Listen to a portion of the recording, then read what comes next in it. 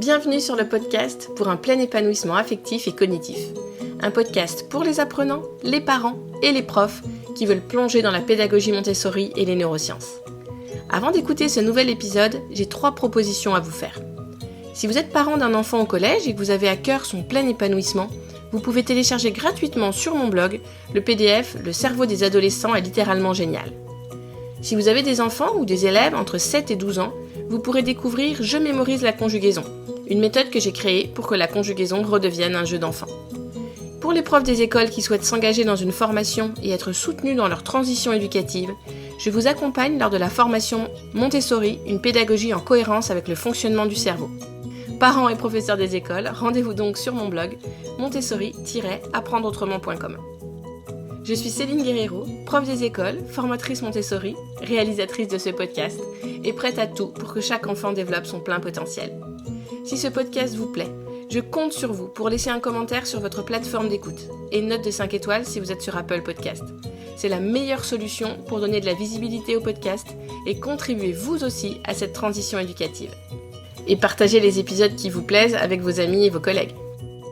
Sabine Tinelli est éducatrice Montessori 6-12, maman, et accompagne aussi les parents pour qu'ils comprennent l'éducation Montessori. Après s'être présentée, Sabine nous a parlé de l'observation. Voici 2 phrases clés. La première étape est de s'observer soi-même, et la deuxième, sans observation, il n'y a pas de pédagogie Montessori. L'expérience de Sabine et sa passion se ressentent dans nos échanges. Quel bonheur de l'écouter, je laisse place à ma conversation avec Sabine Tinelli. Bonjour Sabine, bienvenue sur le podcast. Bonjour Céline. Je suis ravie de vous accueillir pour parler aujourd'hui de l'observation. Mais avant de rentrer dans le vif du sujet, est-ce que vous pourriez nous raconter votre parcours et quel est votre lien avec Montessori? Comment ça a commencé? Oui, alors c'est une longue histoire. En fait, j'ai toujours été passionnée par les enfants. Et depuis que j'ai 12 ans, je voulais être maîtresse d'école, comme beaucoup de petites filles. Et puis, ma vie a fait que je n'y suis arrivée que très tardivement, pour plein de raisons. Et en fait, quand j'ai eu mes enfants, ça a été vraiment de nouveau un appel énorme. Et quand ils ont commencé à grandir, j'avais cette passion pour les observer. Je me rendais compte que c'était vraiment magique, hein, de l'enfant qui dort, où on voit ses cils pousser pendant leur sommeil, à son sourire simplement quand son papa arrive, ou des éclats de rire en entendant simplement un morceau de musique. Et en fait, j'ai repris des notes que j'avais il y a très longtemps, et en voyant grandir mes enfants, je me rendais compte qu'ils avaient besoin de beaucoup toucher. Donc j'éduquais mes enfants de manière un peu atypique, donc je ne me suis pas fait que des amis parmi mes amis ou ma famille, puisque j'ai commencé à mettre les jouets dans le salon, voilà, je leur apprenais très vite à faire les choses par eux-mêmes, et puis je leur expliquais beaucoup de choses, et je répondais à leurs questions, et donc je me sentais un peu seule en fait. Et donc j'avais pris des notes en me disant, mais les enfants en fait ils apprennent par l'essence et puis par le jeu.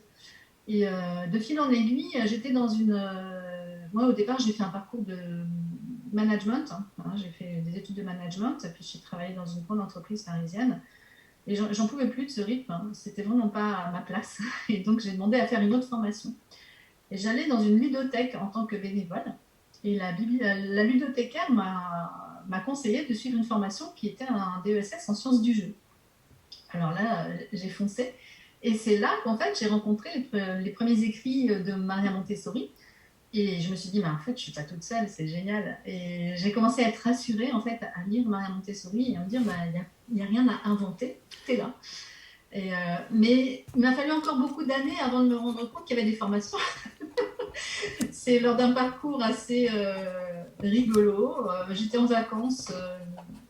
Je partais en vacances dans les Alpes et une amie m'avait mis avant de partir un livre qui était le livre de Charlotte Poussin sur vous voyez, la pédagogie Montessori expliquée aux parents. Donc j'ai eu l'intention de le lire.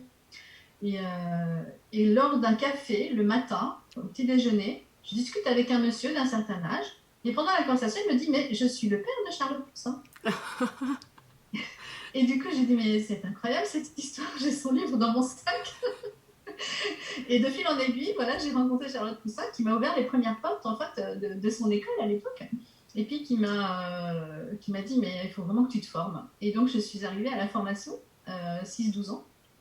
Mais j'ai voulu commencer par une formation d'assistante pour voir ce que c'était.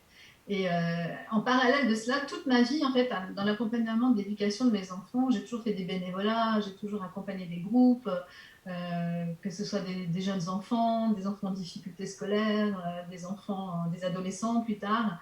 Et donc, c'était vraiment ça qui me tenait à cœur.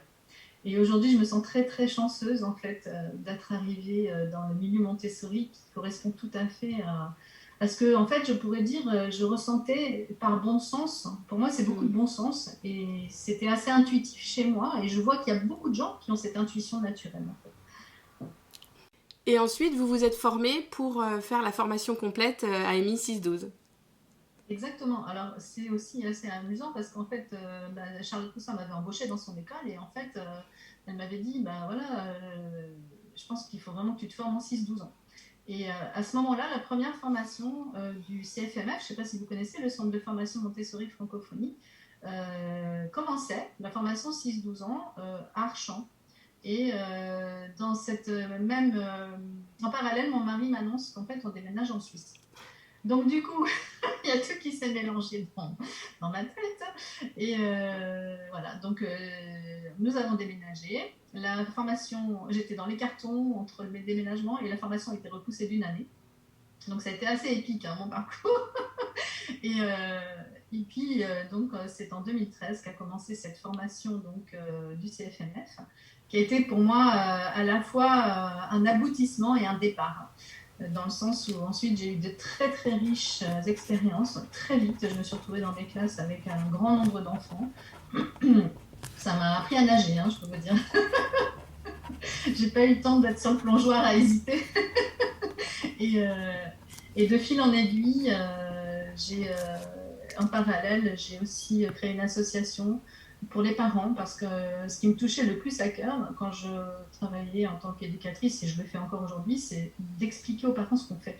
Parce qu'en fait, on a leurs enfants toute la journée et s'ils ne comprennent pas ce que nous faisons avec leurs enfants, c'est une source d'anxiété.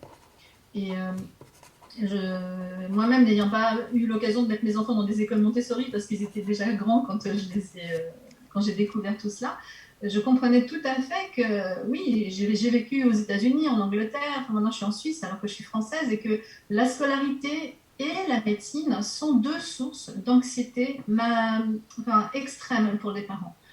Donc je me suis très vite mise en fait à la disposition des parents afin de leur expliquer au mieux. En tout cas, j'ai tenté, je tente de le faire et je continue à le faire. Et on a créé une association il y a quelques années qui s'est dédiée justement à créer des ateliers pour les parents. Donc maintenant, elle s'est arrêtée puisque le projet va prendre forme sous une forme d'école dans un coin de la Suisse. Mais pour moi, c'était très important que les parents qui viennent à Montessori sachent ce qu'on y fait. Et j'ai eu beaucoup de bonheur à partager justement comment on observe un enfant dans son environnement familial finalement. Et qu'est-ce que ça peut apporter. Oui. C'est vrai que de plus en plus, j'avais tendance à dire la pédagogie Montessori, et de plus en plus, maintenant, j'ai envie de dire l'éducation Montessori. Parce que pédagogie, ça sous-entend école. Alors que éducation Montessori, il n'y a plus cette frontière entre la maison et l'école. Tout à fait. Pour moi, pédagogie est très réducteur finalement. Oui. Parce qu'on associe cela à l'école, comme vous venez de le dire. Et en fait, ce que Maria Montessori nous propose est beaucoup plus large. Tout d'abord, ce serait une psychopédagogie, parce que nous travaillons beaucoup sur la psychologie de l'enfant. Et ça peut aller même jusqu'à une philosophie, puisque c'est une philosophie de vie, c'est une posture que l'on prend et que l'on choisit qui va au-delà de l'école. Et d'ailleurs, Maria Montessori parle d'éducation à la paix, si elle va très très loin dans son programme. Et c'est vraiment quelque chose qui m'anime au quotidien. Et inclure les parents, je trouve ça vraiment indispensable, donc c'est chouette que vous l'ayez fait pendant plusieurs années. Alors en fait, je continue parce qu'aujourd'hui, je me suis installée en tant que consultante en 2020, pendant le confinement. Une drôle d'idée. Mais voilà, donc du coup, là, maintenant, j'ai des demandes pour continuer à faire ces ateliers de parents qui sont passionnants. Et j'accompagne aussi des éducateurs sur le terrain. Et j'ai aussi toujours un pied dans une école parce que je ne veux pas quitter les enfants. Mais en même temps, je me suis rendu compte que d'accompagner les enfants, c'est vraiment ma passion. Mais quand j'ai commencé à parce que je suis partenaire avec le Centre de formation Montessori Francophonie aujourd'hui aussi, et j'ai eu l'occasion d'accompagner les adultes pendant leurs examens ou sur le terrain en tant que coach. Et je me rends compte qu'en fait, j'arrive aussi à accompagner les adultes. Et je me dis, mais en fait, si tu accompagnes les adultes, tu touches encore plus d'enfants. Et c'est ce qui m'anime aujourd'hui pour vraiment cette activité de consultante où je me dis, mais voilà, quand je vais vers un adulte, je sais que ça va peut-être lui permettre en tout cas d'apporter encore plus de choses aux enfants, peut-être grâce à mon expérience. Parce que maintenant, ça fait 26 ans que je suis maman, depuis l'âge de 12 ans que je suis passionnée par l'enfant, donc ça commence à faire un petit paquet d'années. C'est marrant que vous disiez ça aujourd'hui parce qu'à midi, ma fille me disait « Mais maman, t'as qu'à être ministre de l'Éducation nationale pour toucher encore plus de monde, vous voyez ?» Ah, mais voilà, pourquoi pas, je vous encourage en tout cas. Vous êtes jeune, vous avez encore de la marge d'action. Voilà. Alors, merci d'avoir partagé votre parcours, voilà, très, très riche, et ça fait plaisir, voilà, de voir que les parcours de vie peuvent être vraiment différents d'une personne à l'autre. On entre tous dans l'éducation Montessori par des portes différentes, donc voilà, je suis contente d'avoir entendu votre témoignage. Si vous voulez bien, maintenant, on va rentrer dans le vif du sujet, qui est l'observation. Alors, vous nous avez partagé le fait que vous, naturellement, vous observiez vos enfants, preniez des notes. Est-ce que ces notes, c'est quelque chose que vous avez fait pendant plusieurs années, ou toute leur enfance? Alors, j'ai fait pendant une partie, pour être honnête, parce qu'après j'ai repris mes activités professionnelles qui étaient dans le management, donc j'arrivais pas toujours à noter, mais dès que je pouvais, je notais. Et surtout, alors après, ce que j'ai gardé, c'est vraiment les notes de développement crucial. Vous voyez, le passage à la marche, les premiers mots, et puis après beaucoup d'expressions que j'ai gardées aussi.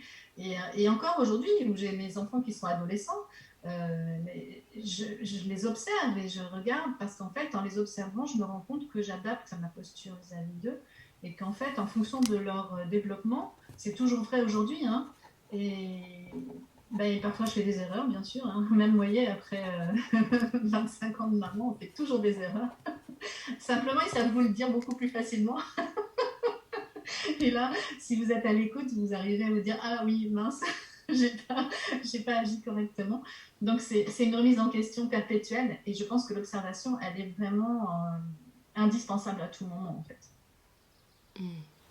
Et en classe, alors, enfin en classe, si les enseignants du public nous écoutent ou des éducateurs Montessori nous écoutent, en classe avec les enfants, comment est-ce que vous pouvez nous dire comment s'y prendre, à quoi ça sert? J'avais lu que observer, c'était être comme un scientifique, et comme si on s'imagine qu'on rencontre les enfants pour la première fois et écrire de manière objective ce qu'on observe. Est-ce que cette phrase vous fait tilt? Est-ce qu'elle vous fait rebondir? Oui, je dirais que si vous considérez qu'être un scientifique, c'est avoir la connaissance dans un domaine, et puis faire preuve de rigueur, d'exigence et d'objectivité, alors là, je dirais oui, c'est être un scientifique, en effet. Je dirais aussi que c'est un art. Pour moi, c'est aussi un art, l'observation, parce qu'en fait, c'est vraiment regrouper des moyens spécifiques au service d'une connaissance, avec des procédés précis qui vont nécessiter une pratique de plus en plus fine, de plus en plus affûtée. Alors moi, j'aime bien faire ce parallèle avec la musique, parce que j'ai eu l'habitude de faire de la musique quand j'étais enfant. Et donc, on vous donne des outils. Hein, vous allez commencer par apprendre le solfège, puis ensuite, vous allez apprendre le canevas des gammes, puis ensuite, vous allez naviguer dans le cycle des quintes. Pour les auditeurs qui sont musiciens, peut-être que ça leur parlera. Mais au départ, on va le faire de manière mécanique, c'est-à-dire qu'on va répéter, on va répéter, on va répéter, on va de mieux en mieux comprendre, et puis ensuite, on va pouvoir élaborer. Donc, j'aime bien ce qui fait que ça va devenir un art, parce qu'on va de plus en plus comprendre ce qu'il y a derrière ce canevas. Donc, j'aime bien effectivement cette idée scientifique, puisque Maria Montessori était elle-même médecin, anthropologue, et la manière dont elle a observé était certainement bien plus scientifique que moi en tant que maman dans mon petit coin avec mes enfants. Mais la pratique qui va être très difficile à mettre en place, hein, je ne vous cache pas, hein, en tant qu'éducateur, hein, dans les classes, Et pour les enseignants qui sont dans le public, je dirais que c'est encore plus difficile pour eux. Peut-être qu'on y reviendra si vous le souhaitez. Mais la pratique mécanique, c'est de s'obliger à s'asseoir. Et ça, c'est déjà très difficile dans le monde actuel parce qu'en fait, même certains éducateurs qui auraient envie, parfois, ont du mal à le faire à cause du regard de leurs collègues ou de la direction, parce que s'asseoir, c'est comme ne rien faire. Et c'est très mal vu dans notre société. Or, ça demande déjà beaucoup d'efforts personnels. S'asseoir, rester immobile, se retenir d'agir, vraiment de rester dans une posture calme, et puis prendre des notes. Et souvent, c'est pas très bien interprété. Donc, l'adulte qui veut vraiment observer, il va avoir besoin d'une force intérieure et une volonté pour pouvoir faire accepter cette activité. Ce qui est dommage, je trouve. Mais je suis vraiment ravie que vous m'ayez interrogée sur ce sujet parce que je vais essayer en fait de passer des messages qui peuvent vraiment faciliter la vie quotidienne des éducateurs. Et là, je parle des éducateurs au sens large, que ce soit, comme je vous disais, les parents, les éducateurs, les enseignants, même les gens qui sont à tout moment des infirmiers, tous les gens qui sont au contact des enfants spécifiquement, ça peut donner vraiment beaucoup de clés. La difficulté, ça va être de tomber dans les préjugés. Ça, c'est quelque chose qui va être très difficile, c'est d'apprendre à se faire attention à nos préjugés ou à nos premières impressions, à nos a priori, par rapport à tous les bagages que nous avons tous engrangés dans la vie. Donc, ça va être vraiment quelque chose qu'il va falloir mettre en pratique. Et j'avais lu sur un blog, je crois, d'une éducatrice Montessori américaine, elle partageait son expérience sur l'observation et elle disait qu'elle observait les enfants chaque jour, quelques minutes, mais qu'elle préparait son environnement. Comme pour ne pas oublier et être sûre que ça ait lieu, elle préparait son environnement aussi en choisissant un joli cahier, un crayon avec lequel elle aime écrire, sa petite tasse de thé. Et donc je pense que tout ça, c'était pour faire en sorte de ne pas oublier ce moment d'observation et de le rendre agréable, comme l'environnement préparé. Enfin, elle faisait ce parallèle. Qu'en pensez-vous? Est-ce que ça se passe comme ça dans la réalité? Est-ce que ça peut se passer comme ça, même en France? Alors, je trouve que c'est une idée extraordinaire, en fait. C'est vraiment chouette de donner la place à l'observation à tout moment dans la classe. Alors, j'ai vu des classes, effectivement, où il y a un petit cocon pour pouvoir observer, qui est destiné à l'adulte, mais aussi à l'enfant. Et récemment, dans la classe que j'accompagne, en fait, on permet aux enfants d'observer les autres. Mais c'est incroyable ce qu'ils sont capables de faire eux-mêmes, d'observer. Ils adorent ça, d'ailleurs. Oh, tu sais, Paul, il a dit ci, Paul, il a dit ça. Donc, c'est extraordinaire. Et je trouve que, oui, se donner cette possibilité d'avoir à tout moment un espace agréable pour valoriser l'observation peut être une stratégie que j'encouragerais vraiment. C'est-à-dire une chaise bien placée.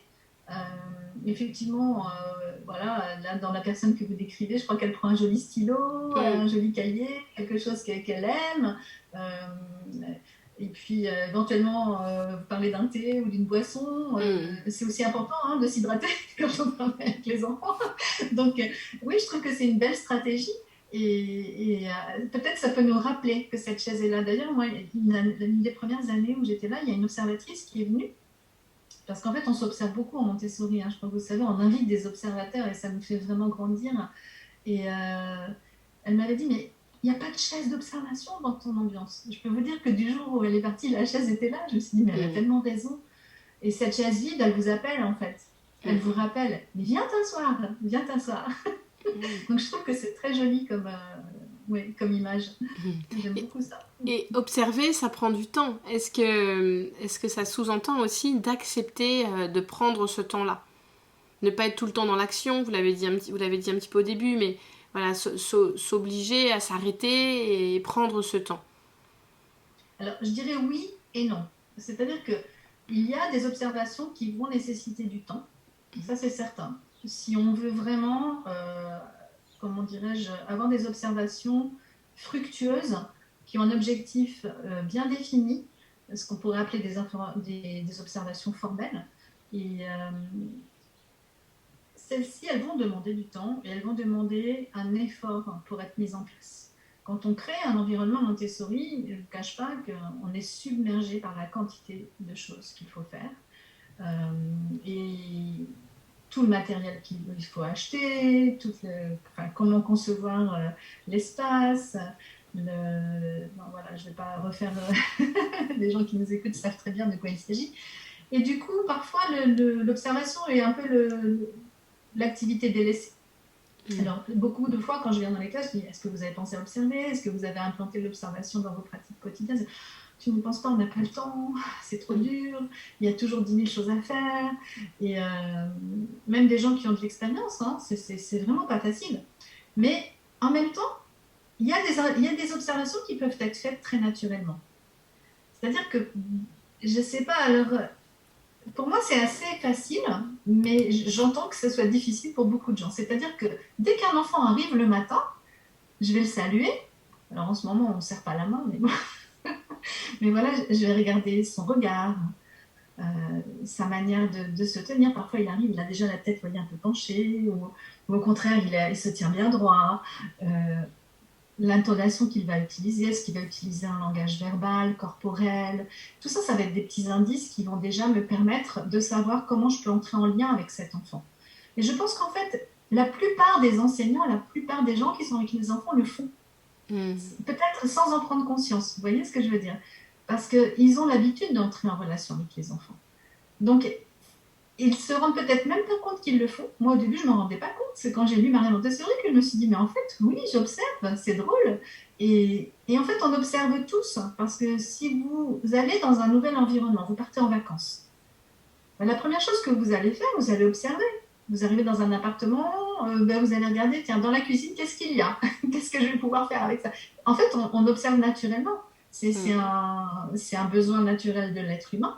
Et donc, après, c'est le rendre, comme vous disiez, une activité scientifique et technique, qui va être la partie la plus complexe. Mais, allez-y. Pardon. Vous faites la différence là entre les observations formelles et informelles, non? C'est ça? Tout à fait. C'est-à-dire que les observations formelles, elles sont, comment dirais-je, assorties d'un objectif. Qu'est-ce qu'on va chercher à observer? Quel est le but précis de l'observation? Ce sont ces observations-là qui vont demander des techniques scientifiques. La première chose que ça va nous apporter, en fait, c'est de définir quel est le besoin de chaque individu dans un environnement. Si on parle de l'observation de l'enfant, mais bien sûr, on peut observer aussi autre chose. Hein. Mais ça va aussi nous amener à répondre à son besoin de manière appropriée. Parce que parfois, si on n'observe pas de manière assez fine, on peut apporter une réponse qui n'est pas adaptée. Et ensuite, le troisième point que ça va nous aider à faire, c'est à éliminer les obstacles au développement de l'enfant. En agissant donc sur l'environnement, en agissant dans notre comportement, dans notre interaction avec lui. Donc c'est très important d'utiliser ces observations formelles de manière à adapter l'environnement à la périphérie de l'enfant. Maria Montessori nous dit bien qu'on ne va pas agir sur l'enfant directement, mais par la périphérie. Donc ça va être très riche d'observer. Et les premières choses que je fais quand je suis invitée dans un environnement pour observer, c'est d'observer comment l'environnement est construit. Donc je vais faire un petit croquis et je vais regarder si les espaces sont tous utilisés par les enfants ou si au contraire les enfants sont plutôt dans un espace que dans un autre. Ensuite, dans une classe 6-12 ans qui est celle dans laquelle j'ai le plus d'expérience, je vais regarder si tous les domaines sont bien utilisés. Parce que, puisqu'on fait l'éducation cosmique en 6-12 ans, donc avec tous les domaines qui s'imbriquent, c'est important que tous les enfants s'y retrouvent. Donc, l'enfant, même s'il n'est plus encore complètement dans l'esprit absorbant, il absorbe encore des choses. Et le fait qu'il passe à travers la classe et qu'il voit des leçons d'histoire, des leçons de géographie ou des enfants simplement qui travaillent spontanément dans les domaines, la musique, l'art, etc., ça va lui rappeler de manière indirecte qu'il peut aller vers ces domaines. Vous voyez la différence avec une classe où en fait, on fait des mathématiques tous en même temps. Et là, l'enfant, du coup, il va pouvoir avoir à un moment donné, ah, bah, tiens, j'ai mon copain Paul, il fait des mathématiques, bah, j'ai envie de faire des mathématiques avec lui. Mais j'ai aussi mon copain Alex qui fait de l'art, et puis bah, après avoir travaillé avec Paul, j'irai peut-être faire de l'art avec Alex. Donc, on va observer pas seulement l'enfant, mais aussi l'environnement. Mais par contre, ce qui est très important, c'est avant de pouvoir devenir un observateur aguerri, la première étape, ça va être de s'observer soi-même. En fait, Marie Montessori, elle parle de l'observateur comme une personne qui a appris à se connaître. Ça fait vraiment complètement partie de la posture de l'adulte. Et c'est une remise en question très importante, parce que comme je vous disais tout à l'heure, parfois on a des préjugés sur les enfants, on a des a priori. Une de mes expériences, la première année que j'ai pris une classe en charge, c'est d'avoir discuté avec les éducatrices de l'année précédente, qui voulaient absolument me passer le relais, puisqu'elles quittaient l'école. Donc elles avaient des enfants en 3-6 ans, qui montaient dans la classe 6-12 ans. Et puis elles m'ont fait leur retour sur les enfants. Et du coup, moi, quand j'ai vu ces enfants-là, j'avais des idées préconçues sur ces enfants-là. Et en fait, quand ils sont arrivés dans ma classe, après 2 mois d'été, ce n'étaient plus du tout les mêmes enfants. Vous voyez, donc j'ai arrêté, en fait. J'ai arrêté de fonctionner de cette manière. Et quand une année commence, je laisse accueillir les enfants. Je me pose, j'essaye d'être le plus calme possible, le plus tranquille possible. Parce qu'évidemment, si vous arrivez un jour où vous avez de la colère en vous, où vous êtes ému parce que vous avez vécu quelque chose de difficile, ou vous n'êtes pas bien, mais je pense que votre observation, elle va être entachée par vos émotions. Donc, la première qualité de l'observateur, c'est de s'observer et de se dire, voilà, si je me mets en posture d'observation, c'est vraiment que je fais un travail sur moi et j'essaye le plus possible, mais c'est un processus, hein, ça ne se fait pas du jour au lendemain, de travailler sur ce que je ressens et ce que me renvoie cet enfant. Et la plupart du temps, quand je suis appelée pour observer dans un environnement, si on m'appelle pour observer un enfant, c'est parce que l'enfant met l'adulte en difficulté. Donc le travail, ça va être à la fois sur l'observation de l'enfant, mais aussi sur l'adulte. Savoir qu'est-ce que cet enfant renvoie à cet adulte dans ses émotions profondes. Et Angelina Stolz-Lillard, qui a écrit le livre, vous savez... Montessori, une révolution soutenue par la science. Voilà, exactement.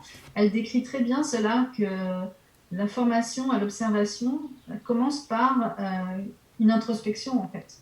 Elle dit que la formation d'un éducateur Montessori, elle commence par s'analyser soi-même, presque une psychanalyse, hein, elle va jusque-là, en disant qu'en fait, notre formation, c'est plus une formation proche d'une psychothérapie qu'une formation d'enseignant qui engrange des connaissances pour les transmettre. D'accord. Et donc là, les observations formelles, c'est que quand l'éducateur va s'installer sur sa chaise, son tabouret, pour vraiment observer un enfant ou l'environnement. Et les observations informelles, c'est quand un enfant qui arrive, on fait attention on prête attention à son attitude, ses mots, et c'est bien ça la différence entre formel et informel? Alors, à mon sens, oui, c'est-à-dire que les formelles, elles vont avoir un objectif précis, comme je vous disais. Donc, aujourd'hui, je me pose pour observer le mouvement de Paul. Voilà, donc on va décrire son mouvement pendant un certain temps. Ou aujourd'hui, je vais observer la manière dont tel éducateur et tel enfant interagissent. Voilà, là, il y a des objectifs précis, définis, qui vont nécessiter des notes. Ou aujourd'hui, je vais faire la courbe de concentration de tel et tel enfant. Voilà, ça, c'est ce que je vais appeler les observations formelles. Et les observations informelles, ce sont toutes les autres. Alors, celle que je vous ai décrite tout à l'heure, c'est-à-dire le ressenti que nous pouvons avoir d'un enfant quand il arrive. À partir du moment où, encore une fois, nous-mêmes, on se sent bien faire ces observations, et on est tranquille et pas énervé par l'enfant. Mais ça peut être aussi simplement en vivant avec l'enfant. Vous savez, on déjeune avec les enfants en Montessori, donc ça peut être pendant le repas, au détour d'une conversation, sans avoir spécifiquement un objectif en tête, mais simplement l'interaction qu'on a avec lui, l'humeur qu'il a montrée, qu'est-ce qui l'a fait éclater de rire, qu'est-ce qui l'amuse, qu'est-ce qui l'intéresse, sans qu'il y ait des questions spécifiques pour cela. Vous voyez, l'enfant, il peut très bien arriver avec là, cette année, nous, on a eu un engouement dans notre classe pour les Toupee Blade Blade. Voilà, bon, bah, on a vu ça et puis on s'est dit, tiens, c'est génial, il est passionné par les Toupee Blade Blade. Donc, on les a laissés, en fait, comment dirais-je, amener leur idée et en observant cela, ça a permis ensuite, dans l'environnement, d'accepter leur idée et de suivre leur intérêt et leur motivation et de faire une partie du curriculum autour de cela. Donc là, c'est vraiment sans poser la question directement à l'enfant. C'est ce qui va venir de lui, en fait, je dirais. Oui. Ça peut être aussi en récréation, tout simplement. Mmh. Parfois, les enfants en récréation, ils s'approchent de nous, puis ils viennent discuter avec nous, puis ils nous racontent une chose. Ah, tu sais, ma petite sœur hier. Et là, vous avez des indices, en fait, sans les avoir cherchés. Oui. C'est ce que j'appellerais les observations informelles. Et est-ce qu'un éducateur devrait avoir un temps d'observation formel chaque jour ? J'aurais tendance à le conseiller, notamment pour les éducateurs qui n'ont pas encore pris l'habitude de le faire. Parce que comme je vous disais, je faisais le parallèle avec la musique. Au départ, le faire de façon mécanique va nous permettre de nous rendre compte de la richesse de ce moment. Et à chaque fois que j'interviens dans un environnement, je propose cette possibilité. Alors, c'est plus simple, évidemment, si on est deux dans une classe. L'éducateur qui est seul avec beaucoup d'enfants, peut-être qu'il aura du mal à le faire. Ça, je peux tout à fait le concevoir. Dans les classes où on a la chance d'être deux adultes, je pense que c'est vraiment, à mon sens, indispensable de s'obliger à s'asseoir et de le pratiquer régulièrement. C'est là qu'on va se rendre compte de la nécessité, de la richesse et de ce que ça nous apporte. Ça nous facilite en fait énormément le travail. Alors qu'au début, c'est un peu comme on a l'impression que ça va être difficile, on a l'impression qu'on ne va jamais y arriver, vous voyez ce que je veux dire. Et les fois où j'ai pu encourager des éducateurs à se poser et à prendre des notes, après ils se sont dit, mais c'est fou tout ce que je vois depuis cette chaise, vous voyez. Et en fait, en plus, ce que je vois, c'est qu'en fait, ils voient leur ambiance, leur environnement de manière beaucoup plus positive. Parce que finalement, ils vont regarder et ils vont se dire, mais en fait, il y a autant d'enfants qui sont concentrés. Alors que quand vous êtes dans l'action, vous vous focalisez sur ceux qui ne sont pas concentrés. Et du coup, vous vous dévalorisez aussi. Parce que du coup, vous ne voyez que ce qui ne va pas. Alors que le fait de se poser, d'être tranquille et d'observer réellement, ou par exemple un enfant, on peut le voir en mouvement, mais on se rend compte qu'en fait son mouvement, il est juste allé chercher un crayon, puis en fait il revient à son travail. Donc c'était pas un mouvement perturbateur, vous voyez, c'était un mouvement avec un objectif défini et qui n'était pas gênant. Mais si vous croisez la salle parce que vous êtes en train de régler un problème, puis qu'en plus vous voyez plusieurs enfants debout, peut-être que vous allez le vivre complètement différemment. Donc votre ressenti va être transformé et les fois où les éducateurs arrivent vraiment à se poser, ils arrivent à vraiment avoir un retour beaucoup plus positif sur leur travail. Et vous l'avez dit un petit peu tout à l'heure, mais enfin, vous avez commencé à en parler des jugements. J'imagine qu'il faut apprendre à faire la différence entre une observation et un jugement. Est-ce que vous pourriez nous donner un exemple pour illustrer ça ? Alors, quand vous m'avez posé la question, je vous avoue, je suis allée dans le dictionnaire. Parce que ce mot jugement, en fait, ça fait des années que je l'entends, que je l'ai utilisé moi-même. Et puis, un jour, une personne très sage m'a dit, mais des jugements, on en fait tout le temps. Et c'est bon de ne pas confondre jugement et condamnation. Je me suis dit, ça, c'est très intéressant. Et donc, je suis allée chercher. Observation, c'est vraiment quelque chose qui est une action de regarder, et que ce soit des êtres, des objets, des phénomènes, des événements, mais à des fins de les étudier, de les surveiller ou de tirer des conclusions. Et le jugement, c'est la faculté de l'esprit qui permet d'apprécier et de prendre des décisions. Donc en fait, c'est nécessaire, le jugement. Si je décide d'aller en randonnée demain, et puis que finalement il y a un orage qui arrive, j'observe que la météo change, mon jugement va être, c'est peut-être pas une bonne idée d'aller faire la randonnée à cet endroit, donc je vais décider d'aller le faire à un autre. Donc moi, je fais une distinction finalement aujourd'hui entre le jugement et les préjugés, ce que je vous disais tout à l'heure. Le préjugé, c'est très différent. C'est-à-dire que là, c'est une interprétation sur un événement que l'on pose avant d'avoir les éléments nécessaires à prendre la décision. Alors ça, c'est beaucoup plus difficile parce qu'en fait, on ne se permet pas de prendre ce temps d'observation qui va permettre d'analyser et ensuite de prendre des décisions. Donc, c'est plutôt des préjugés pour moi qui sont ennuyeux dans notre travail. Mais voilà, faire un jugement à partir du moment où il est assorti d'observations justes, finalement, c'est ce qu'on fait tout le temps. C'est une petite différence de vocabulaire sur le mot jugement, et c'est vrai qu'en CNV, lors de mes stages de CNV, ils utilisent la différence entre observation et jugement. Donc par exemple, observation, il faut que je trouve un exemple, il est devenu rouge, il s'est mis à crier, il était tout rouge. Ça, c'est une observation. Le micro peut enregistrer, la caméra peut filmer. En fait, même si on n'y est pas, quand on nous le répète, bah voilà, on peut imaginer. Il est devenu tout rouge et il s'est mis à crier. Et le jugement, enfin, comme je l'ai appris en CNV, ça serait, il était en colère. Bah non, en fait, on ne sait pas s'il était en colère. Peut-être qu'il venait de courir très vite et que c'est pour ça qu'il était tout rouge.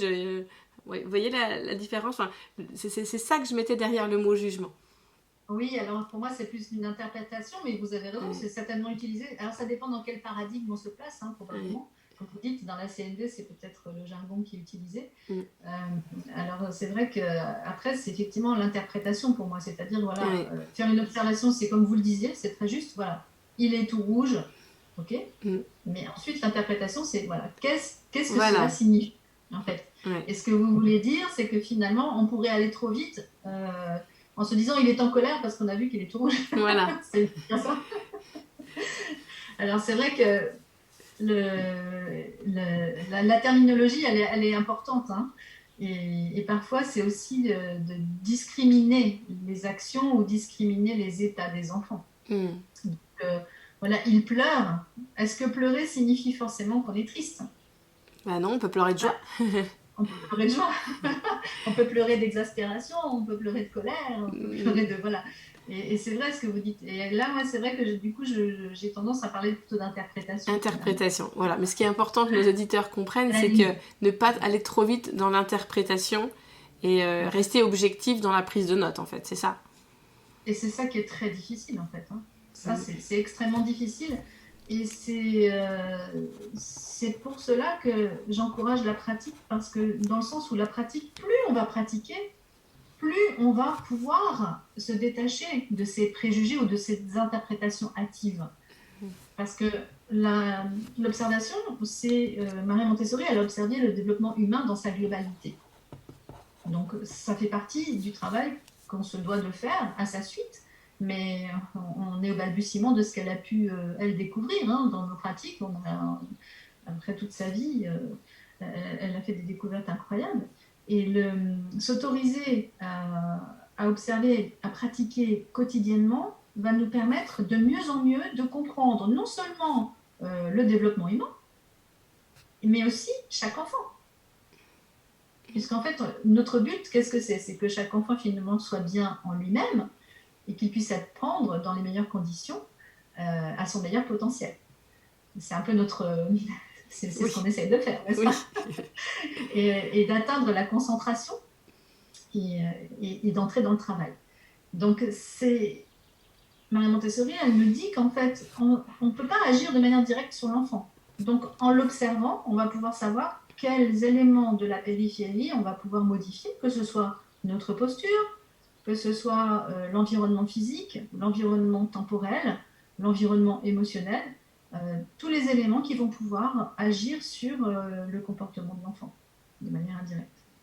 D'accord. Vous vouliez un exemple, je crois aussi. Oui, j'aimerais bien que si vous pouviez si vous avez quelques lignes à nous proposer, quelques lignes qu'un éducateur aurait pu écrire en observant un enfant.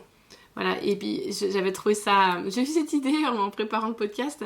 Comme ça, si vous nous proposez une interprétation, un préjugé, ben les auditeurs pourront le trouver, essayer de... Voilà. Est-ce que vous avez quelques lignes comme ça à nous proposer? Alors, j'avais préparé quelque chose. Comme ça, donc voilà, je précise. En fait, mon but, c'était que vous nous lisiez quelques lignes avec une interprétation, un préjugé qui s'était glissé. Donc voilà, les auditeurs peuvent mettre en pause pour chercher avant, parce qu'évidemment, après, nous, on va rebondir et on va donner la réponse dans la foulée. Mais ils peuvent mettre en pause juste après pour prendre le temps de chercher. Alors, je vous avoue que des exemples, j'en ai plein. Parce que forcément, j'en ai eu moi-même, hein, bien sûr. Et donc là, je suis allée rechercher dans ma mémoire un exemple, en espérant qu'il sera probant. Bien sûr, j'ai parlé d'un petit garçon, mais j'ai changé son prénom. Donc, Antoine est agité, il ne trouve pas de travail. Il est incapable de se concentrer. Il dérange ses camarades. C'est un élément perturbateur. Il n'a pas de volonté de se mettre au travail. Bon, bah, je peux peut-être me prêter au jeu. On va inviter les auditeurs à mettre en pause, mais moi, je peux me prêter au jeu. Bah, pour moi, toutes vos phrases étaient des interprétations. Hein? Je me trompe ou pas? Alors, il y en a beaucoup. Il y en avait beaucoup, en tout cas. Je l'ai fait exprès un petit peu. Hein, oui. Mais Antoine est agité. Après, en fait, ce que j'ai fait, c'est que je vais vous dire comment on m'a appelé pour observer cet enfant qui posait des difficultés en fait à l'adulte. Et donc après, moi, j'ai observé pendant une matinée. Alors, je ne vais pas vous retracer tout ce que j'ai observé, mais du coup, j'ai fait des petits points pour vous dire ce que j'ai observé de cet enfant. Et ensuite, du coup, faire l'analyse en fait par rapport à la première phrase, aux premières observations qui avaient été détectées, de comment en fait on a pu analyser à la suite ce que cet enfant faisait réellement. Je me lance du coup. Allez-y. Donc après une matinée d'observation, voilà ce que j'ai pu découvrir de l'enfant. Il tourne dans la classe, il interroge ses camarades pour savoir: je peux venir te rejoindre? Tu veux bien faire une division à 2 plateaux avec moi? Déçu, il décide de s'installer seul à une table. Sa table, parce que la maîtresse lui avait mis sa table. Et il se met à faire une division à un seul plateau. Puis, 5 minutes après, il se déplace à nouveau. Il va chercher une gomme. Il en profite pour demander à un autre camarade: je peux venir te joindre? Tu veux bien faire une division à 2 plateaux avec moi? Il revient tout seul à sa division, à sa table seul. Il se déplace quelques minutes plus tard à nouveau. Il va tailler son crayon. Il rencontre un autre camarade. Je peux venir te rejoindre? Tu veux bien faire une division à 2 plateaux avec moi? Puis il revient seul à sa division, à un seul plateau. Et au moment du goûter, c'est l'heure du goûter, il va découper des fruits avec un camarade. C'était son tour de goûter. Pour toute la classe. Il les installe joliment sur le plateau. Moi, j'étais épatée. Hein. On aurait dit un goûter de restaurant gastronomique. Il reste concentré sur cette activité pendant 20 minutes. Il sourit, il chantonne, puis il prend son goûter. Enfin, il retourne à sa division. Donc voilà, ça c'est ce que j'ai observé sur une partie de la matinée. Donc vous voyez, par rapport à ce que la personne avait dit, je vous redis la phrase. Oui, ce serait intéressant que vous redisiez les deux phrases du début là pour qu'on fasse vraiment la comparaison. Voilà. Antoine est agité. Il ne trouve pas de travail, il est incapable de se concentrer, il dérange ses camarades, c'est un élément perturbateur, il n'a pas de volonté de se mettre au travail. Ouais. Donc quand j'ai donné mes observations, et je ne dis pas que mes observations, elles sont purement sans interprétation, hein, mais j'ai essayé de les faire les plus factuelles possibles à ce moment-là. L'analyse qu'on a ensuite discutée avec l'éducateur, c'est qu'en fait, Antoine, il est motivé par la division à 2 chiffres diviseurs. Il veut absolument faire ça. Et Antoine, il cherche un camarade de travail, mais il ne le trouve pas. Et du coup, Antoine, il a besoin d'apprendre à réunir aussi tout ce dont il a besoin pour faire son travail en début d'activité, parce qu'en fait, il s'est déplacé beaucoup, mais c'est parce qu'il lui manquait un crayon, ensuite c'est parce qu'il avait besoin d'une gomme, ensuite c'est parce qu'il a besoin de tailler son crayon, vous voyez. Donc là, peut-être qu'au niveau de l'éducateur, on a quelque chose à lui remontrer. Et ensuite, Antoine, il aime travailler au service de la communauté. Quand il a fait le goûter, là, il a été capable de se concentrer et de prendre plaisir à une activité impliquant des gestes concrets et avec un camarade. Vous voyez ? Donc la conclusion qu'on s'était donnée à ce moment-là, c'était, l'éducateur, il me l'a dit lui-même, elle a dit, en fait, j'ai perçu qu'une partie d'Antoine. J'ai pas vu tout ça. Je le voyais bouger tout le temps, il dérangeait tout le monde, c'est vrai. Oui, il dérange tout le monde, mais en fait, est-ce que c'était déranger pour déranger ? Moi, j'étais tellement amusée, je vous avoue, quand je l'avais entendu, parce qu'en fait, comme j'ai observé de manière formelle, vous voyez, j'ai entendu ce qu'il disait à ses camarades. Tu viens avec moi faire la division à 2 plateaux. Il était désespéré. Il l'a demandé à plusieurs enfants. Il a demandé à plusieurs enfants. Vous voyez, et du coup, l'éducateur, il m'a dit, mais oui, c'est vrai que là, j'ai pas, en tout cas, il n'a pas observé ce moment-là en même temps que moi, mais probablement que les autres moments d'Antoine étaient similaires. Et là, je lui ai dit, ouais, c'est vraiment riche hein, de s'asseoir pour observer. C'est tellement riche. J'aurais pas vu ça non plus, moi, si j'étais dans l'action, dans la classe, faire autre chose. Donc, vous voyez à quel point ça peut être précieux. Ouais. Ça donne des indices, en tout cas. Et du coup, ça nous permet de faire un jugement ou une interprétation alimentée par des vrais éléments plutôt qu'un préjugé. Bon, je crois que j'ai la réponse à la question suivante, mais je vais vous la poser quand même. Est-ce que pour vous, l'observation est un pilier de la pédagogie Montessori qui est tout aussi important que la posture de l'adulte et l'environnement préparé ? Alors, oui, je dirais, j'ai beaucoup réfléchi à cela parce qu'en fait, j'ai beaucoup lu là-dessus et Hila Patel, qui est une grande fervente de l'observation, elle dit que c'est la pierre angulaire, l'observation de la pédagogie Montessori. Et alors, moi, j'utilise d'autres mots, mais je pense que ça signifie la même chose. C'est le fondement, à mon sens, c'est le fondement de la pratique, sans aucun doute. Et elle fait entièrement partie de la posture de l'adulte. Comme je vous disais tout à l'heure, en fait, on commence par s'observer soi-même. On commence par se dire, voilà, qu'est-ce qui me mettrait en colère si un enfant venait me voir Par exemple, je peux vous donner un exemple. Moi, il y a une chose que je ne supporte pas, mais que beaucoup d'éducateurs pratiquent et ça ne les gêne pas, c'est quand l'enfant vient me mettre la main sur l'épaule pour me dire qu'il a besoin de moi. Je ne supporte pas ça. Je ne sais pas ce que ça me fait, mais ça me dérange. Donc, à partir de ce moment-là, moi, je ne suis pas bien. Donc, à partir du moment où je sais ça de moi, dans la classe, j'ai mis une autre stratégie avec les enfants en place. Laquelle ? Donc, alors, ce que je leur ai demandé, c'est de mettre un petit mot. Ceux qui savent écrire, en tout cas, ils peuvent m'écrire un petit mot. Et puis, ils mettent le petit mot à côté de moi. Et puis, ceux qui ne savent pas encore écrire leur prénom, on a des cartes avec les prénoms, vous savez, dans la classe, pour pouvoir réserver sa place ou des choses comme ça. Et bien, du coup, il vient mettre sa carte avec son prénom. Comme ça, il sait que moi, quand j'ai terminé, que je suis disponible, je vais venir vers lui. Mais je dis aux enfants, je suis vraiment désolée, mais je ne supporte pas.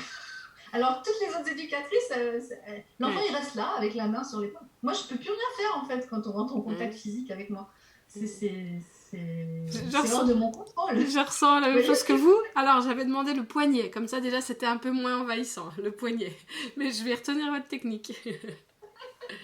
Alors, il y a d'autres techniques qui sont très jolies. Hein. Il y a des éducatrices qui avaient, par exemple, une fleur dans la classe en bois, vous voyez, ou en plastique, ou je ne sais pas, on préfère le bois, on Montessori. Et puis, elle mettait une petite pincette. L'enfant, il mettait une petite pincette avec son nom. Comme ça, c'était encore moins intrusif. Mais moi, si je fais ça, j'oublie. Vous voyez, donc il faut se connaître. Parce qu'en fait, j'arrive pas à aller penser s'il y a sur le tableau, si quelqu'un a mis sa pincette. Par contre, si l'enfant il vient à côté de moi et il me le met, je suis sûre qu'après, je ne vais pas l'oublier. Oui. Voilà, donc, c'est vraiment se connaître, c'est super important. Oui. Et le fondement, je dirais que s'il n'y a pas d'observation, il n'y a pas de pédagogie Montessori, en fait. Oui. Parce qu'on prétend toujours partir de l'enfant. Oui, donc si on ne part pas de l'enfant, où est la pédagogie Montessori ? Vous voyez ce que je veux dire ? Oui, c'est sûr. Et pierre angulaire, c'est une expression que Angeline Stoll-Lillard a dû utiliser dans son livre, parce que pierre angulaire, ça me dit quelque chose. Probablement qu'elle l'utilise aussi. Et puis, c'est vrai que le fait de se mettre cela comme postulat, c'est... Alors, bien sûr, je ne dis pas que c'est simple, hein, Mais c'est certain que peut-être que les premières années, même quand on est formé, si on n'arrive pas à observer, on a du mal à faire vraiment du Montessori parce que du coup, on arrive avec des idées qu'on apporte aux enfants. Et donc, il y a la technique. Souvent, souvent les gens sont complètement obnubilés par le matériel Montessori qui est juste extraordinaire, scientifiquement pensé. Enfin, c'est génial et c'est magnifique. Mais en même temps, il n'y a pas que cela. Mm. Pour moi, c'est beaucoup plus important la relation que l'adulte va construire avec l'enfant dans sa posture et dans son observation. Parce qu'à la maison, bah, vous ne pouvez pas avoir tout le matériel Montessori. Alors, je sais qu'il y a beaucoup de mamans qui veulent acheter une tour rose. Je dis, ok, bah, si ça vous fait plaisir, mais la tour rose sortie de son contexte, elle n'a plus aucun sens pour moi. Vous voyez? Parce qu'elle fait partie d'un ensemble de matériel et elle fait partie d'un contexte, d'un environnement qui fait qu'il va être utilisé par l'enfant à un certain moment. Et voilà. Donc pour moi, on peut faire du travail de la tour rose à la maison autrement, pas avec la tour rose. Oui. Vous voyez ce que je veux dire? Oui, oui. Et on va prendre quelques minutes pour parler de l'analyse, parce que toutes ces notes qu'on peut prendre lors des observations formelles, j'imagine que le but c'est de les analyser, de s'en resservir et de rebondir avec toutes ces notes. Donc, est-ce que, au niveau voilà, pratique, est-ce que vous utilisiez, vous utilisez des feuilles volantes, un classeur, un cahier, comment vous vous organisez au niveau pratique? Alors ma pratique, elle a évolué avec le temps et peut-être qu'elle évoluera encore. Mhm. Donc, je peux vous parler de mon expérience, mais elle n'est en rien un modèle, c'est Mhm. simplement un partage d'expérience. Et ça, c'est très important aussi parce que chacun, en fonction de sa personnalité, va trouver son chemin. Ce qui est très intéressant, c'est que dans les formations que j'ai eues, nous avons eu des outils qui nous ont été proposés et on a eu beaucoup d'heures d'observation. Donc ça, déjà, c'est super. Donc, on a des observations sur l'enfant, des observations sur soi comment je me suis conduite pendant une présentation, par exemple. Mhm. Donc, donc au début, j'avais plein d'outils. Aussi une observation avec, vous savez, la grille des présentations à prévoir, à donner, avec quels enfants on peut estimer devoir recevoir telle ou telle présentation. Donc, j'avais des feuilles dans tous les sens, partout. C'était... Donc après, le soir, il fallait que je synthétise tout ça. Enfin, bon. Donc, au fil du temps, je me suis concentrée sur 3 outils. J'ai une grille avec le nom de tous les enfants de la classe, qui peut être recto verso en fonction du nombre d'enfants, parce que j'ai eu 30 et 35 enfants, sur laquelle je vais noter les présentations qui sont données par l'adulte dans une certaine couleur, et puis d'une autre couleur, les activités spontanées de l'enfant, sur quoi il travaille. Ça va me permettre, en fait, j'essaie de garder cette même feuille sur une semaine. Ce qui me permet, quand j'ai la charge de la classe complète, d'être sûre qu'à la fin de la semaine, j'ai vu chaque enfant tous les jours et que chaque enfant a reçu un minimum de présentations, puisqu'il doit recevoir sur 2 semaines, il doit recevoir à peu près des présentations dans tous les domaines. Donc ça me permet très facilement d'avoir, à mon sens, une vision globale de la semaine et de chaque enfant. Ça, pour moi, ça me suffit en fait de noter ça. Et ensuite, on a créé un petit code pour savoir si l'enfant il est concentré. Donc je mets un C. S'il est concentré, mais il peut se distraire facilement, je mets un C avec un D à côté. S'il ne travaille pas, je mets pas de travail, alors je le mets en anglais moi, mais NW, no work. et puis et au fur et à mesure, j'avance dans la journée. Puis si je vois plusieurs fois qu'il y a no work, no work, je vais faire en sorte de m'approcher de lui, vous voyez, et de voir pourquoi no work. Donc ça, c'est une chose. Et ensuite, l'outil que j'ai, c'est mon outil des prévisions de présentation, qui pour la semaine à peu près, la semaine, 2 semaines, tout dépend. Donc, dès que j'ai eu une grande classe, j'ai développé un outil informatique pour m'aider parce que c'est compliqué. Et ça me permet d'avoir ma liste par domaine et par présentation des enfants qui peuvent potentiellement recevoir cette présentation. Et ensuite, ça me permet de cocher ceux qui l'ont reçu et de remettre à jour. Donc ça, c'est mon deuxième outil. Et mon troisième outil, parce que je travaille en classe 6-12 ans, c'est le registre individuel de l'enfant qui va me soutenir dans des conférences. Des conférences individuelles qu'on fait avec l'enfant euh, que j'ai appris à faire lors de mes stages quand je suis allée dans l'école de Donna Gertz à Austin. Ah, vous y êtes allée? Oui, oui, j'ai eu la chance d'avoir vraiment fait mes stages de pratique là-bas. Et du coup, c'est vraiment l'interaction avec chaque enfant et qui là nous permet de discuter avec lui. Voilà. Qu'est-ce que tu aimes? Qu'est-ce que tu aimerais faire? Une des phrases que j'adore, c'est je vois que Cyril, c'est ton grand copain. Hein. Ah ouais, ouais, ouais, c'est mon grand copain. J'ai dit, mais est-ce que c'est un copain de travail ou c'est un copain de récréation, tu penses? Parce que, Ouais. en fait, quand vous posez des questions comme ça aux enfants, vous vous rendez compte qu'ils se connaissent très très bien. Mm. Et souvent, quand vous avez vu des enfants qui finissent par jouer, j'ai eu des enfants des fois qui m'ont mélangé les chaînes. Au départ, ils avaient un super travail où ils comparaient la chaîne de 8 à la chaîne de 9 pour faire les multiples. Et puis à la fin, c'était tout mélangé. Et je leur ai dit, là, peut-être que c'est pas le bon jour. Hein. Mais je les ai interrogés chacun mutuellement Mm. suite au bazar qu'ils avaient mis. Ils m'ont dit, ouais, je crois qu'aujourd'hui, on n'est pas des copains de travail, on est vraiment des copains de récréation. J'aime bien cette distinction. Et puis une fois aussi, on avait une petite fille qui était extrêmement anxieuse, extrêmement stressée. Et en fait, à chaque fois qu'on l'invitait à une présentation, parce qu'évidemment, parfois, on est invité à faire une présentation dans la matinée, et même si on essaie de respecter au maximum la concentration des enfants, il y a des moments où on doit aussi se lancer. Et elle était dans un état d'angoisse pas possible. Donc, j'en profite pour faire une petite conférence avec elle. Et puis, elle me dit que c'était vraiment insupportable pour elle, en fait, d'être interrompue dans son travail. Et donc là, du coup, parce que je lui dis, mais est-ce que tu as quelque chose à me proposer? Elle me dit, bah oui, tu pourrais m'inviter à faire mes présentations dès le matin quand j'arrive. Hein. Ou le début de l'après-midi, mais pas au Mm. milieu, parce qu'au milieu, je suis déjà dans mon travail et j'arrive vraiment pas à Mm. sortir de mon travail. Et du coup, vous voyez, l'idée, Mm. elle est venue d'elle. Bah oui, oui, oui. Je trouvais que c'était magnifique et je me dis, mais à quel Mm. point les enfants se connaissent, c'est impressionnant. Et moi, je n'aurais pas pensé spontanément à cela. Mm. Alors aujourd'hui, quand j'ai des éducateurs que j'accompagne, je leur fais ces suggestions. Je dis, voilà, si tu as un enfant que ça angoisse, si je retrouve ce schéma, je peux faire cette proposition. Mm. Et c'est impressionnant comme les conférences, donc c'était pour revenir aux 3 outils que j'utilise. Hein. Ouais, ouais. La conférence, et plus vous les faites régulièrement, plus vous comprenez l'enfant et mieux vous arrivez aussi à comprendre s'il est dans sa zone de confort ou quel est le défi prochain auquel vous devez l'accompagner. Parce Mm. que être toujours dans sa zone de confort, ça n'apporte pas de satisfaction personnelle. Mm. Donc, plus on va avoir ces conversations et ces observations, plus on va pouvoir apporter à l'enfant juste, vous savez, le petit déclic qui va faire qu'il va avoir du plaisir en fait. Mm. Et, parce que dans la vie, quand on a tout facilement, finalement, on n'a plus de plaisir, puis on se dévalorise. Mm. Alors que quand on doit faire des efforts et qu'on est challengé et qu'on a du défi, c'est là qu'on est stimulé, qu'on est motivé et qu'on grandit. Mm.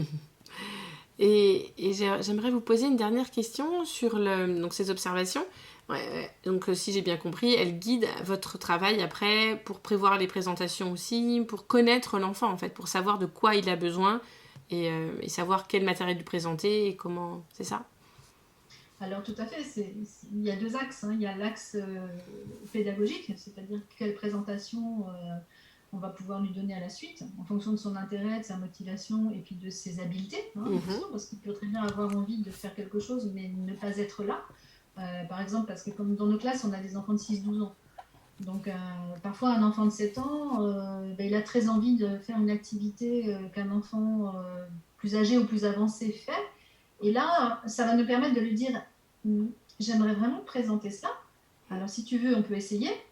Des fois, je le fais suivant les enfants parce que tant qu'ils n'ont pas essayé eux-mêmes, Mhm. ils ne se rendent pas compte. Mais par exemple, s'il me dit, ah ouais, c'est vraiment trop difficile, je dis, écoute, c'est pas grave, mais tu sais, regarde, tu as telle et telle étape à franchir avant d'arriver là. Mhm. Vous voyez? Donc, c'est vraiment à la fois pédagogique, mais c'est aussi à la fois dans son développement. Parce que si on veut, par exemple, je veux dire, faire de la couture, je vais prendre un exemple, faire de la couture de dentelière, vous voyez, avec vraiment coudre avec un fil, une aiguille fine, etc. etc. Mais il faut avoir d'abord commencé à utiliser une aiguille plus grossière avec un fil un peu plus Mhm. gros. pour apprendre le geste, la précision. Et voilà, donc dans Matériel Montessori, il y a beaucoup de séquences. Donc il y a des étapes qu'on peut franchir sans les avoir vues, parce que certains enfants n'en ont pas besoin. Et ça, c'est nos observations qui vont nous dire, tiens, c'est quand même bizarre, il sait déjà tout. Alors ça, c'est aussi quelque chose, ça fait partie du développement. C'est pour ça que je vous ai dit, en fait, les outils, ils servent à la fois sur le plan pédagogique, mais aussi sur le développement de l'enfant. C'est-à-dire qu'il y a 3 types d'apprenants, je ne sais plus d'où est ma source, j'en suis désolée, mais il y a des enfants qui sont des observateurs, il y a des enfants qui sont des faiseurs. Alors ça vient de l'anglais, hein, c'est doers, observers and givers. Donc le 3e type, c'est ceux qui vont apprendre en redonnant, en expliquant à l'autre.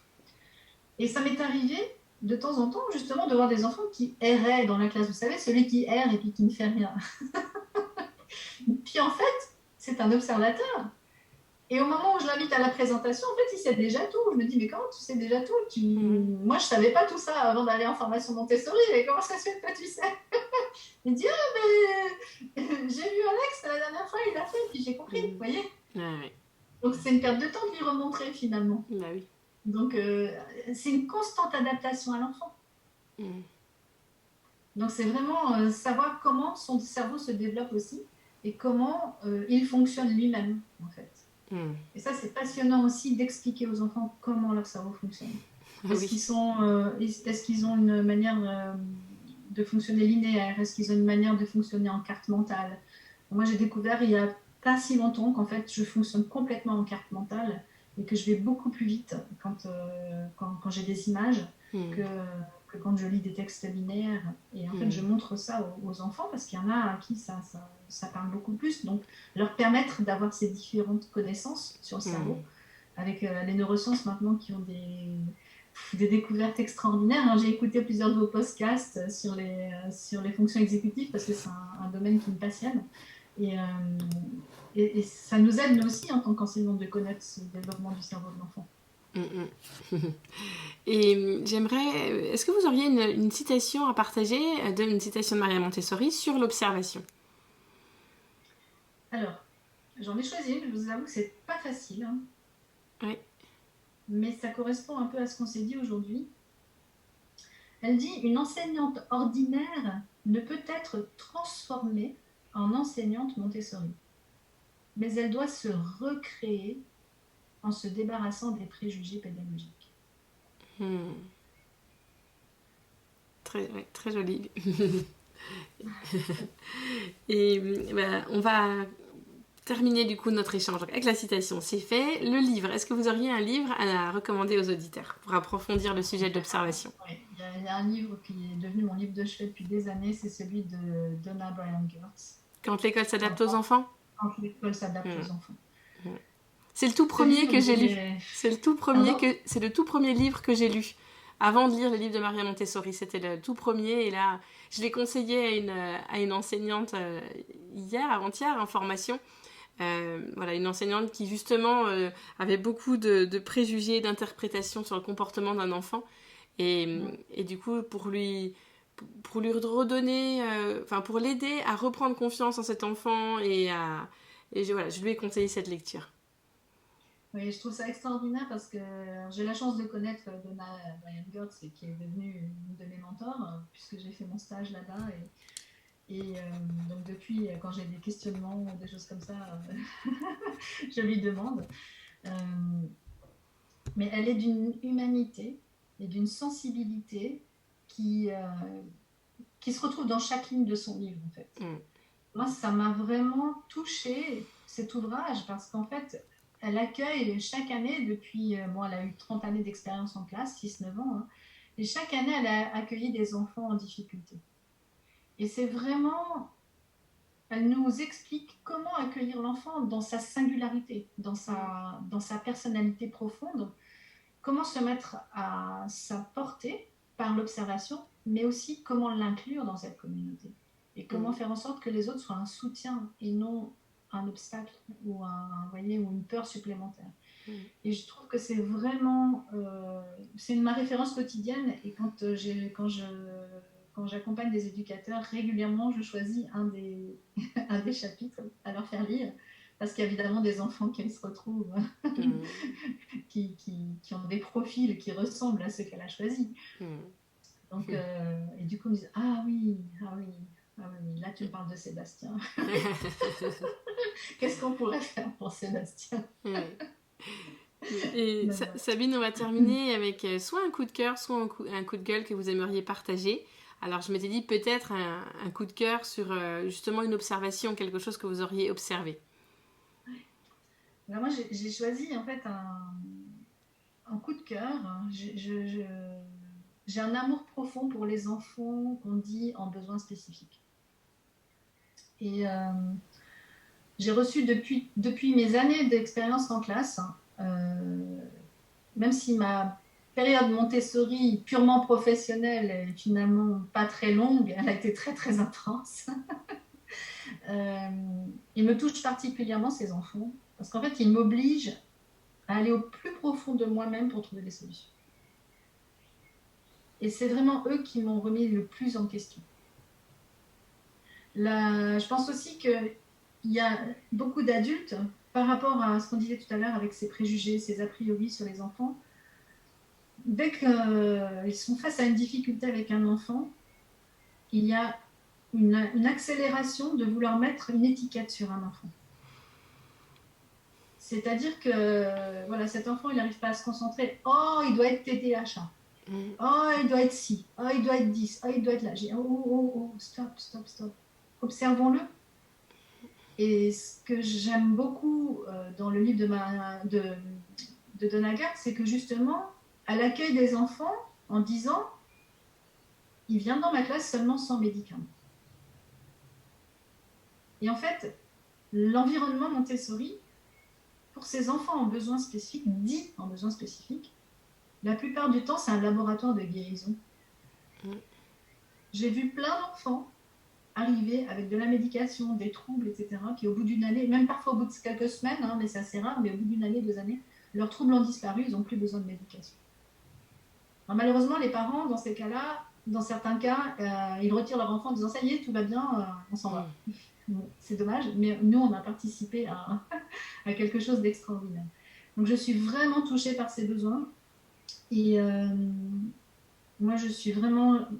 Voilà, le coup de cœur, c'est vraiment aussi sur ces environnements Montessori qui sont capables, quand ils sont bien mis en œuvre, de pouvoir guérir. Marie Montessori utilise le mot normaliser, mais c'est un mot qui est un petit peu difficile à expliquer. Mais c'est vraiment remettre l'enfant sur son chemin de développement naturel, en fait. Un immense merci Sabine, parce que voilà, c'était un podcast d'une extrême richesse et que j'aurai plaisir à réécouter moi aussi dans un deuxième temps. Et je pense que les auditeurs vont se régaler avec tout ce que vous nous avez partagé aujourd'hui. Je vous remercie beaucoup de votre invitation et j'espère effectivement que ça peut aider, en tout cas, les auditeurs à se plonger. Ne restez pas sur le bord de plongeoir. Merci. Si ce podcast vous a plu, je vous rappelle que je compte sur vous pour laisser un commentaire sur votre plateforme d'écoute et une note de 5 étoiles si vous êtes sur Apple Podcast. C'est la meilleure solution pour donner de la visibilité au podcast et contribuer vous aussi à cette révolution éducative. Et n'hésitez pas à partager les épisodes qui vous plaisent. À la semaine prochaine!